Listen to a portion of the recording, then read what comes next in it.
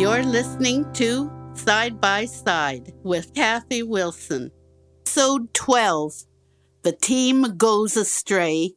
As I open the fridge to reach for a carton of milk, its weight informed me that my milk was nearly gone. Hell, crap, and potato peels. I wanted to make hot chocolate and I needed more milk. I quietly scooted to the front door with Hickory at my heels. She never likes to miss out on the fun. Harness in place, we were ready to start.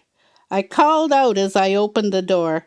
"Ralph, I'm off to Avondale to get some milk. We're almost out." "There's enough for breakfast. Get it tomorrow." "I feel like some cocoa before I go to bed. And an evening walk would be so nice. I have been indoors all day." My speech now presented. We sped out the door before Ralph could present his rebuttal. He had 1,001 reasons why I shouldn't do the very thing I was planning to do. But this time, we were free to be. We slowed our pace and the evening sounds brought their own peace. Hickory's nose sniffed the air and took in the fragrance of evening. When we passed the park, I asked Hickory to find me a bench, where we sat and enjoyed the silence.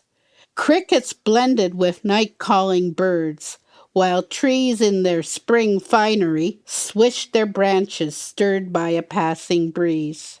"Hickory, as long as life feeds my spirit so well, I shall savor every sip. Come on, my girl, or we shall forget where we are going." Hickory, Avondale. It wasn't long before my feet found the asphalt parking lot, and we were standing in front of the door. This clever girl of mine wasted no time getting me there. You can't imagine my complete astonishment when, on opening the door, I realized that this was no Avondale. The lights were dim, and the conversations were certainly astonishing for someone expecting to purchase milk. The sound of a baseball game did battle with a number of guys who were shooting pool. No, this was not Avondale.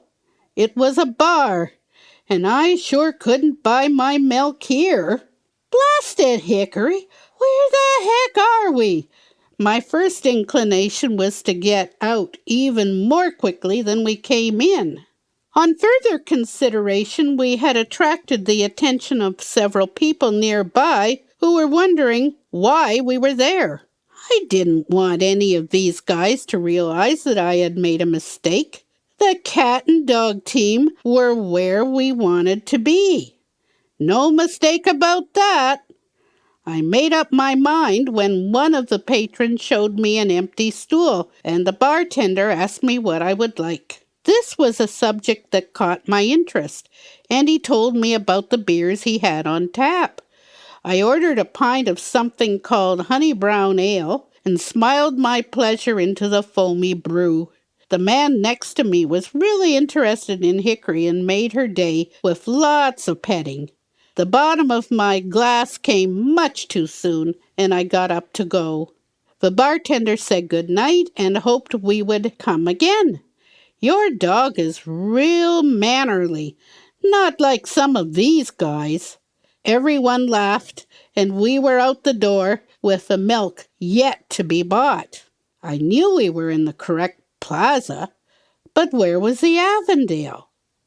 It was even darker now than when we hit the bar. I could smell the fish and chip place, but that was several doors past the milk store. I would have to try all the places until I got the right one. What a bother! While I was trying to make some sense of our predicament, Hickory was guiding me forward and to the left.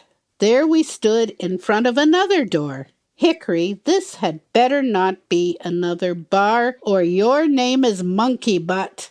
It was the Avondale, and Hickory was safe. Actually, I was safe from the embarrassment of having to say Monkey Butt forward. It's doubtful if I could have carried it off. We quickly moved to the back of the store and grabbed a carton of milk. At this point, I didn't care if the milk was skim or homo. I just wanted to make my purchase and go.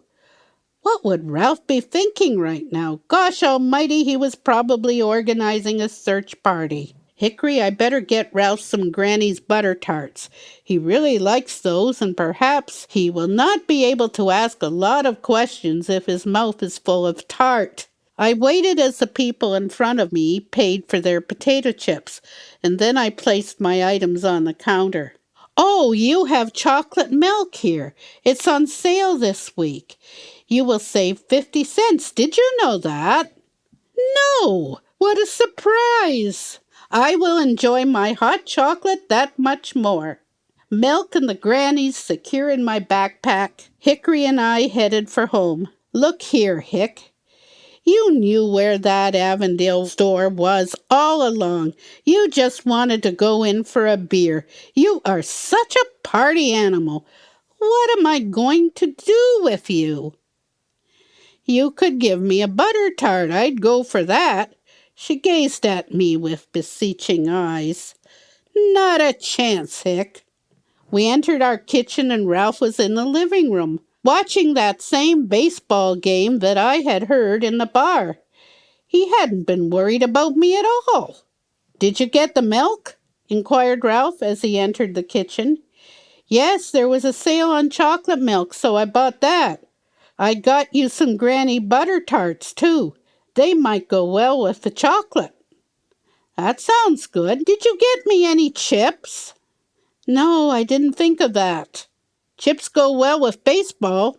As I heated the milk, I asked myself how well honey brown ale was going to go with hot chocolate.